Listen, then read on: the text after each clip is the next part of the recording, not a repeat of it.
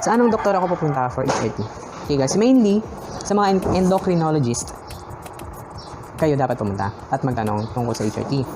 May mga doktor din, kahit OB-GYN sila, alam mo yun, may expertise pa din sila tungkol sa HRT. Maliban dyan sa dalawa, may ibang doktor din na pwede kayong tulungan sa HRT. So yun, kaya bumisita ka lang sa hospital malapit sa iyo at itanong mo kung matutulungan ka nila. Is pinaka-best doctor is yung pinakamalapit sa inyo. Kasi habang nag-HRT ka ay babalik-balik ka sa doktor mo. Hirap naman kung malayo, di ba? LDR, mahirap yun. Para sa mga transgender men naman, ang pinaka-the best sa doctor, in my opinion, nakakaintindi at nire-respeto tayo. Aanhin mo yung magaling nga yung doktor, pero kada pupunta ka naman sa kanya, tinatawag kang ma'am. Magkano ang magagastos sa consultation at iba pang bagay sa HRT?